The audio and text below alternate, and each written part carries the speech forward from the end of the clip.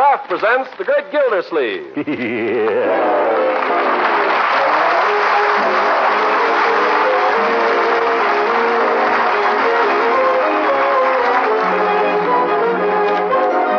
Kraft Cheese Company will also bring you Bing Crosby every Thursday night. Present each week at this time Harold Perry as The Great Gildersleeve, written by John Whedon and Sam Moore. We'll hear from The Great Gildersleeve in just a moment.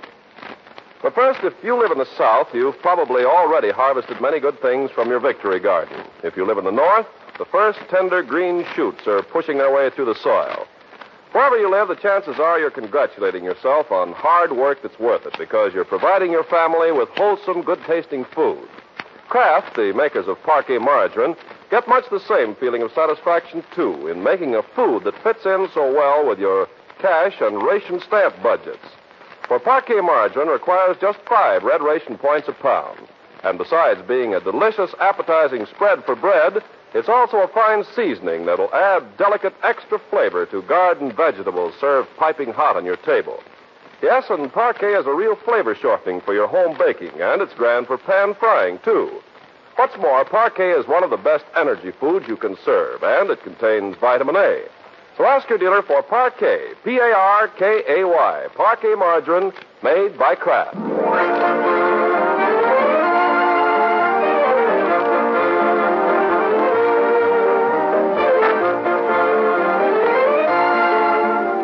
Now let's join the Great Gildersleeve in Summerfield. It's a beautiful Saturday morning in May, the kind of a Saturday morning that makes a man think twice before he starts down to the office.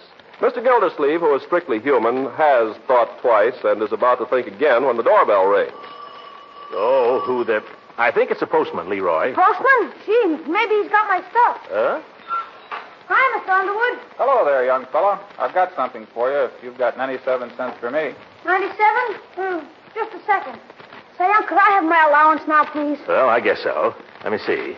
I haven't got 50 cents in change. Is that so? Well, that's funny. I was about to ask for a slight advance anyhow. Isn't that funny? Yeah, very funny. Say, hurry up, son. The United States mail waits for no man. Well, please, just once. It's an emergency. Well, all right. Here, pay the man, and we'll discuss it later. Gee, thanks, Unc. Here's the money, Mr. Underwood. All right, Sonny, thanks. Oh, boy, this is it. From the Lincoln Novelty Company. Wait a minute. I thought this was an emergency. Well, it is. Tomorrow's Tom Ladd's birthday. Oh. So, naturally, I had to get him some kind of remembrance, something worthwhile. What'd you get him? Oh, a few novelties. Novelties? What are they, Leroy? Oh, just little things a boy would like. Young man, let me see that package. Oh, no, Unc. From the Lincoln Novelty Company, the boy's best friend since 1878. What are you buying from him, Leroy? Oh, it's the greatest thing you ever saw. You put it in your mouth and you can throw your voice anywhere. It makes you a regular ventriloquist. Leroy, I bought one of those things 25 years ago, and it's no good. Gosh, what do you expect for a dime, Edgar Bergen? Besides, they've improved it. Never mind. That's a dime. Now, what else did you spend the money for? Well, there's this certain powder. Yeah, sneezing powder? Partly. Itching powder? Yeah. Did you try that too, Unc? Yeah, but you won't. My father gave me a licking I'll never forget for that. Well, I guess parents didn't understand children in those days, did they, Unc? I think they understood him pretty well, Leroy. I'm going to explain a few things to you right now. Oh, for corn's sake. Just because I want to borrow 47 cents. It's not the 47 cents, my boy. It's your whole conception of money. Where it comes from, what it's for. Now, if you had a job, as many boys do at your age... Can I get a job, Unc? I think it'd do you good. Teach you the value of $1, the dignity of honest labor. I think it'd be fine for you to get a job, Leroy. Earn $1 or $2 every week, perhaps. $1 or $2? Are you kidding? I can go right down to the cartridge factory and knock off $37.50 every Saturday. What? Well, that's what Hector Briggs makes. Never mind. You'll get a part-time job that you can handle after school, or you'll have none. Now, do you want it? Well, sure, it's better than nothing. Well, where am I going to get one? I'll get one for you. Oh, my goodness, it's 11 o'clock. If I don't get to work pretty soon, people will say I'm a part-time water commissioner. Don't worry, Leroy. I'll get you a job.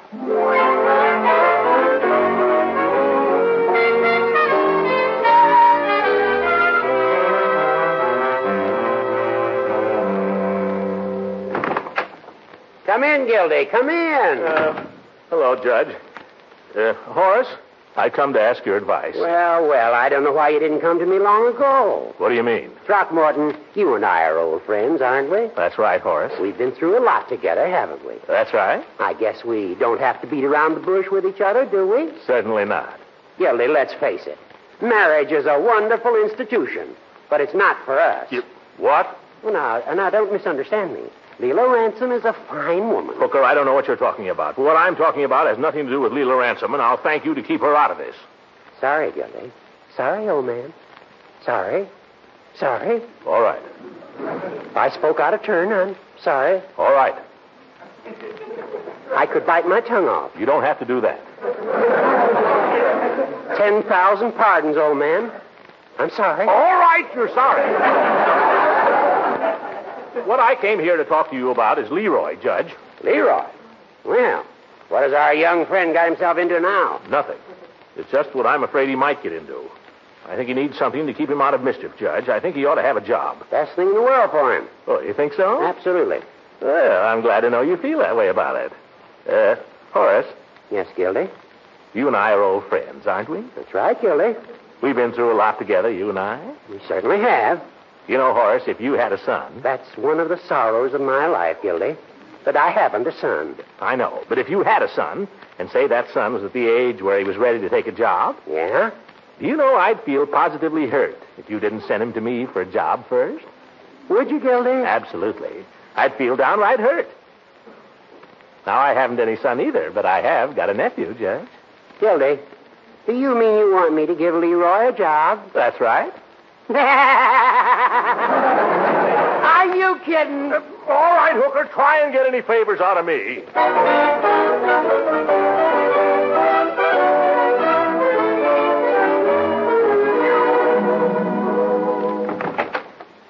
That you, Unc? Yes, Leroy. And I'd like a word with you. Unc, guess what? I've got a surprise. Well, that's fine, but suppose you save it for a moment. Leroy, I'm afraid I'm going to have to disappoint you. Disappoint me? Yes, my boy. I promised this morning that I'd get you a job, but I find it's not as easy as I thought. Yeah, but, Unc... Please let me finish. I realized that you'd be disappointed, so I decided I'd give you a job myself. At your office? No, right here, my boy, mowing the lawn. Well, I did that last summer. I know, but this summer I'll pay you. Shall we consider it settled? Well, there's just one catch, Unc. What's that? I got a job myself this afternoon. Peavy's drugstore. What? I start tomorrow. See you later, Unc. Wait a minute.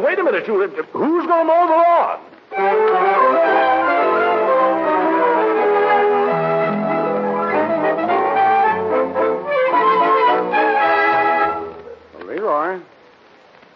Leroy? Huh?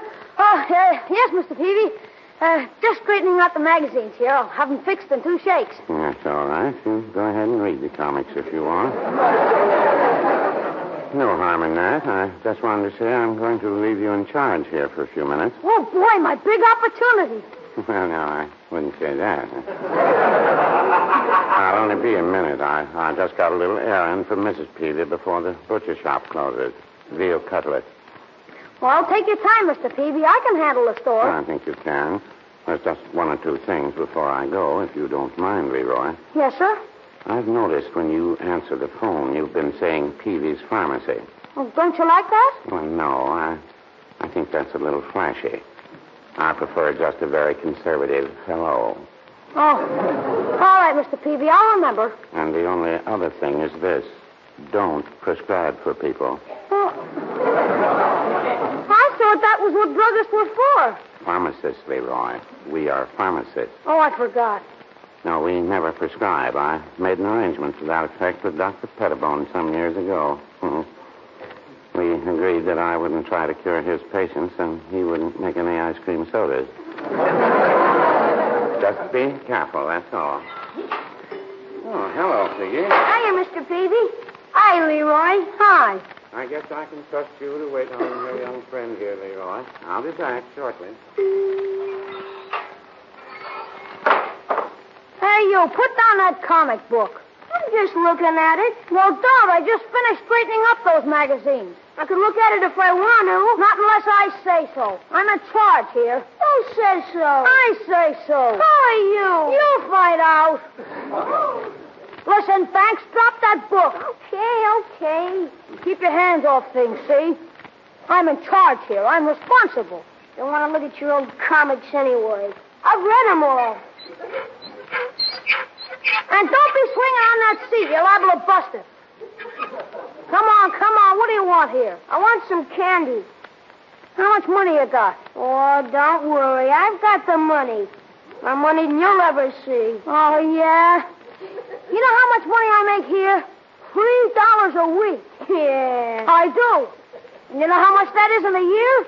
About $150. Gosh. What are you going to do with it all? I haven't decided yet. Probably buy a drum and a set of traps. Real ones? Of course, real ones. What do you think? Gosh. Will you let anybody else play it? Don't make me laugh. This is a very valuable drum I'm going to buy. Leroy. What? I'll tell you something if you'll tell me something. What? Who's your best friend? I don't know. I got a lot of friends. I'll have to think it over.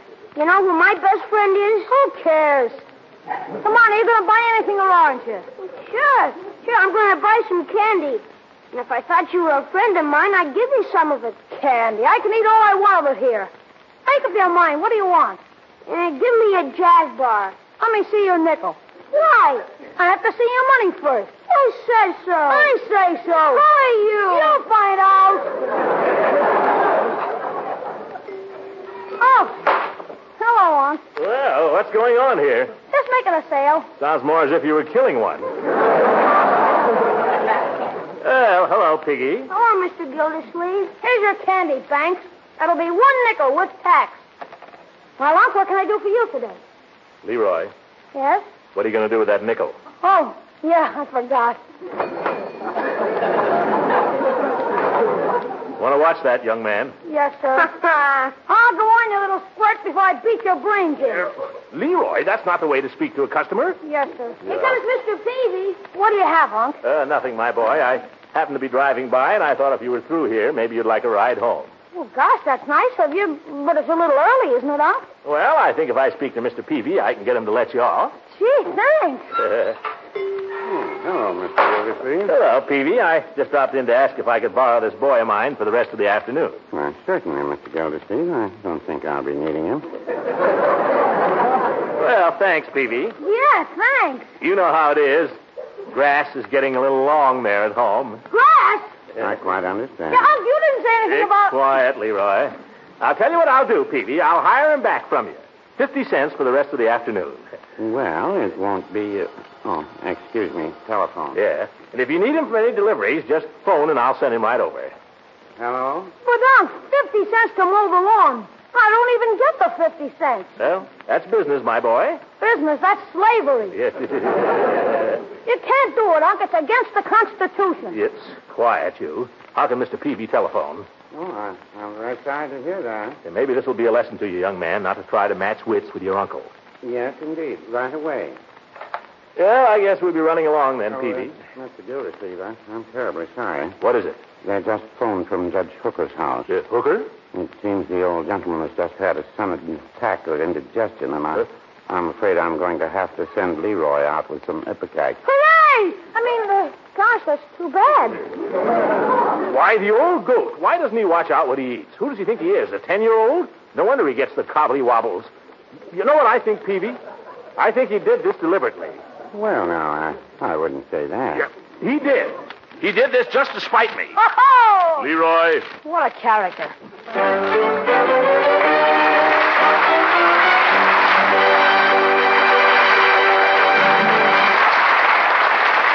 The great Gildersleeve will be with us again in a few seconds.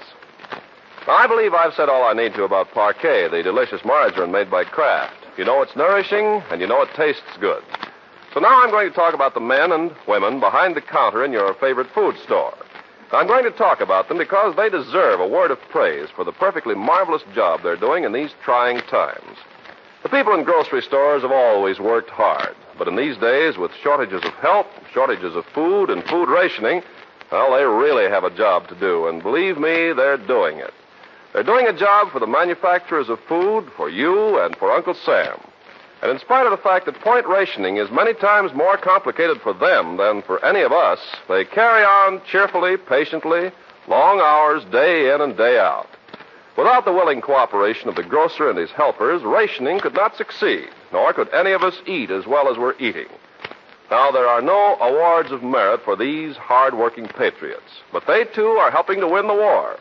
Let's give them our support by budgeting ration points ahead, by shopping early in the day and early in the week.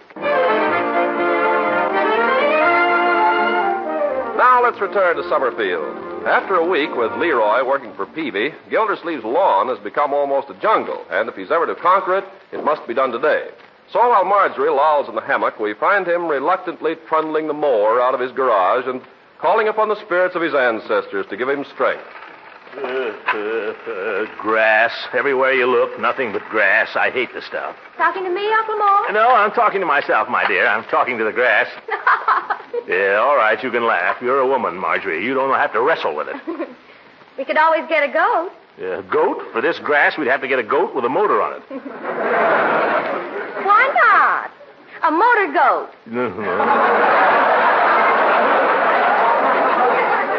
A motor goat. You couldn't get any self-respecting goat to do this kind of work. It takes a dumb beast like a man. Oh, Uncle Mort. That's all I am, just a beast of burden, my dear, a slave. All day long, up and down, up and down, up and down. Is that any kind of a life? Oh, it'll probably be the making of you. A little exercise. In all this heat? It's the worst thing in the world for me. Say, I know. What? How's to run in and send Bertie out with a nice big pitcher of lemonade, huh? That might help. All right, if you like. And some lady fingers to go with it. We've just finished lunch. Well, you can't run an engine without fuel, you know. Motor goat. This darn lawn. What good is it? We never play croquet anyway. Well, here goes. Throckmorton. Oh, Leela. Am I interrupting something, Throckmorton? Oh, that's all right. I haven't really started here yet. Come on, Leela. Let's sit down here on the grass, huh? Shall we? All right, let's. Oh, this is nice. You know what I love? Huh? I love to run my fingers through the nice, soft grass and feel the warm earth underneath. Don't you? Yes, and feel those darn little roots pushing it up, pushing it up. Oh, silly. Yeah. Listen, Leela. What? I think I can hear it growing. Oh, Throckmorton, I love you when you're like this. Like what? Silly. Silly? Well, what's silly about it? You don't realize I have to mow all this. Every blade of it. As far as the eye can reach. All by myself. And today. Oh, then, Throckmorton, I'd better be going so you can get at it. Oh, Leela, don't rush off. No, I was going to ask you to do something. Oh, I'd love to, Leela. No, not till you finish this. Well, tell me what it is. No, Throckmorton, not till you're through here. Oh, please. No. Pretty please. No. Throckmorton, let go. Here comes Bertie. Yeah? After I finished, will you? After you finish. So you hurry up and get to work now, you hear? Darn lawn. Well, here goes. Here's your lemonade, Mr. Gilsleeve. Just in the nick of time, Bertie. Say, looks mighty good, too. Yes, sir. Here's a glass. Oh, never mind the glass. I'll just drink it out of the pitcher, like this. Look out there, Mr. Gilsleeve. Look out you don't fall in. What a man. Mr. Gilsleeve, you better come up for air. I tell you, there's nothing like a pitcher of lemonade after a hard day's mowing. Pretty good before it, too. Yeah. Yeah, you're right, Bertie. Say, by the way, Bertie. Yes, sir? Tell me something. Don't you get awfully tired of staying in that hot kitchen all day long? Well, sir, I was mostly brung up in hot kitchens, so I guess I'm kind of used to it. My blood got thinned out or something. Wouldn't you like to get outdoors once in a while and get a little fresh air? Oh, Mr. Gilsleeve, it's so long now since I had any fresh air, I don't know how I could handle it. Nonsense. Fresh air is good for you, Bertie. Yes, sir? Do you know anything about lawnmowers, Bertie? Well, yes, sir. I know the main thing about them. What's that? Keep away from them.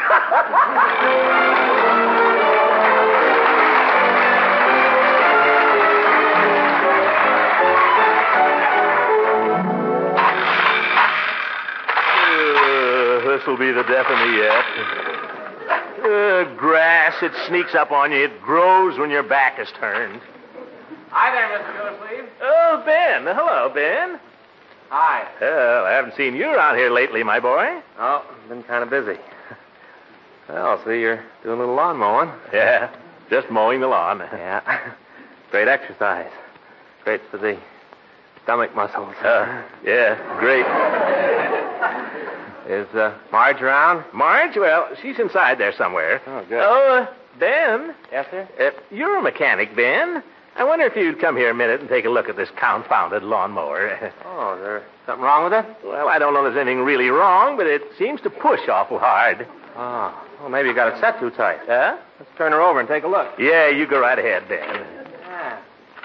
Seems to spin all right. Oh? Have you tried it? Have I tried it? I've been at this thing since lunch. I mowed clear down to that hedge and back, Ben. Huh. Funny, I don't know what it could be then. I'll tell you what. You try it, huh? Maybe I just haven't got the knack of it. Oh, well, all right, sure. Yeah, here. Better take your coat off, Ben. I'll hold it. Oh, I don't need to take my coat off just to try it. Oh, well, I know, but it's a hot day. You'd better give it to me. Don't you do it, Ben. Oh, Marge. Gosh, I didn't see you. Neither did I.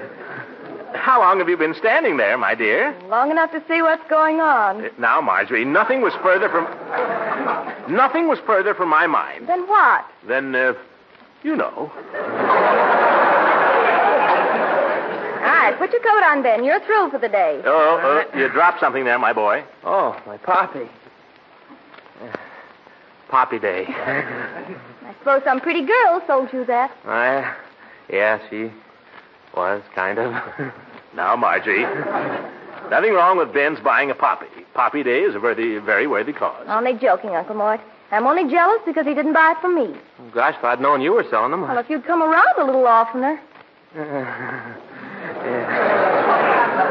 Well, shall we, Yes, let's. Oh, don't go. Sit down on the swing here. Yeah, but you see, I've got something I'd kind of like to talk over with her. Some news. Well, talk it over with her right here. Uncle Mort? I know you two want to be alone. Doesn't take a lawnmower to fall on me. You make yourselves comfortable here, and I'll just knock off for a little while, huh? Well, Mr. Gildersleeve, gosh, we don't want to interrupt your work. Then, if we don't, he'll never forgive us. Huh? Marjorie, I think that's hardly fair. However, things being as they are, I'll see you later.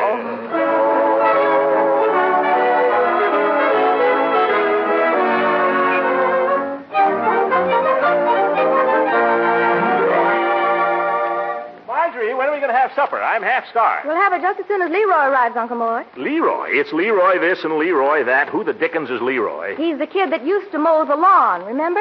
Yeah, and he'll mow it again, too. Well, let's be nice to him when he gets home. All right. After all, it's his first week's work, and that's a pretty big milestone for a boy. Is Leroy working? Mm-hmm. He's been working for Mr. Peavy this week, Dan. Oh, soda jerk? Well, something like that.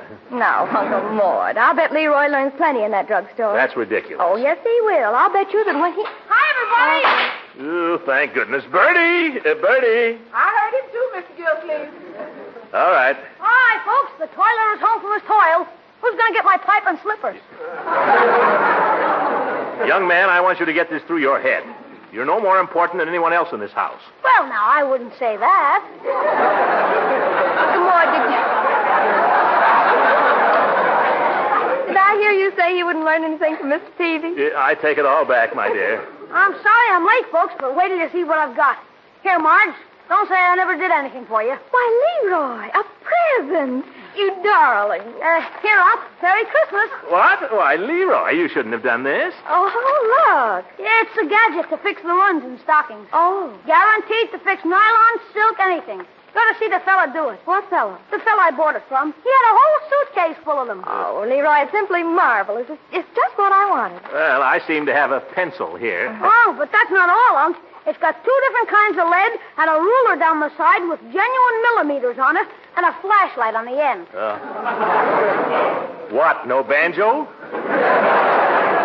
Well, thank you, my boy. I don't know what to say, really. Oh, that's okay, Unc. You're welcome. Hey, I'd better take Bertie her present. Oh, what'd you get for Bertie, Leroy? A bracelet with rubies in it. What? Well, they might be rubies.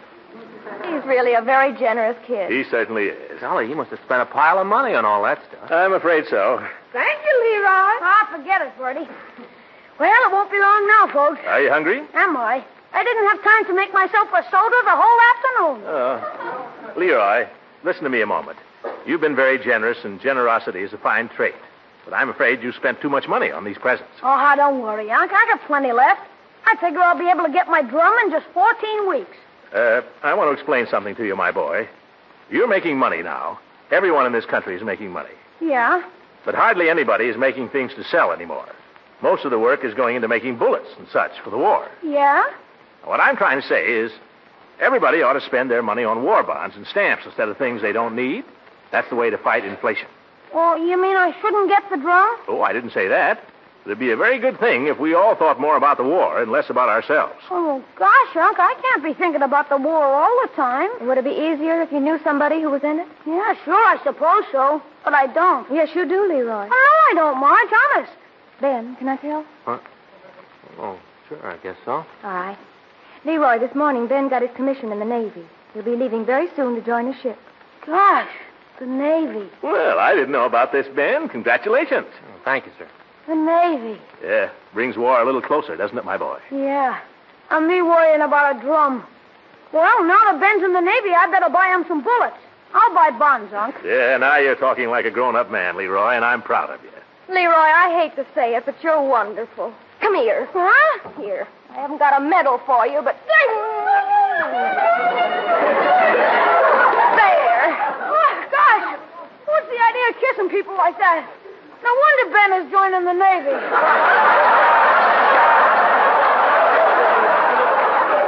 Well, little Leroy hasn't grown up as much as I thought he had.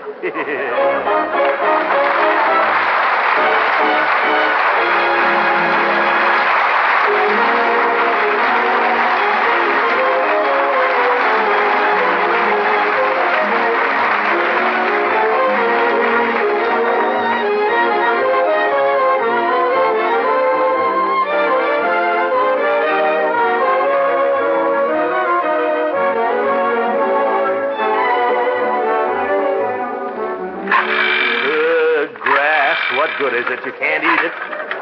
You can't sell grass. All you can do is mow it. Oh, these darn mosquitoes. Oh, brother, this has been one of my bad days. Throckmorton. Oh, that's you, Leela?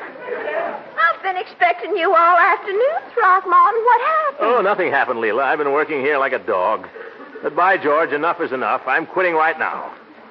What is it you want me to do, Leela? Oh, well, it's too late now, Throckmorton. Oh, no, it's not, Leela. Oh, but it is. Leela, don't be like that. It's never too late. A man's got to have a little fun.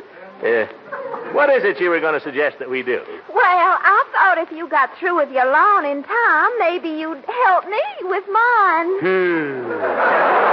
That's all. Good night, everybody.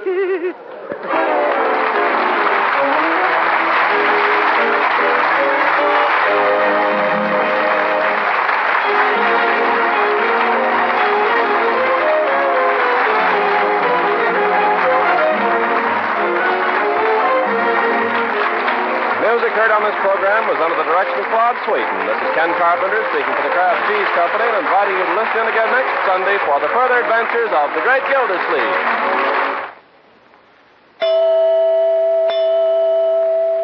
Lots of you ladies are having to use ingenuity these days to make the main dish hearty.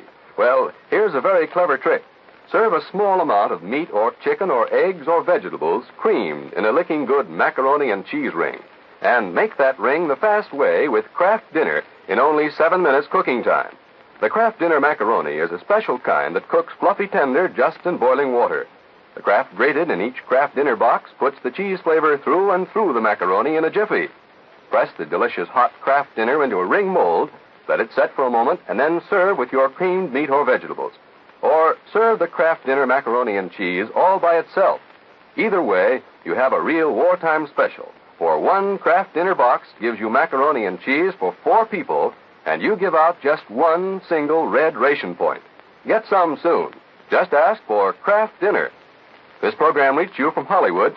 This is the National Broadcasting Company.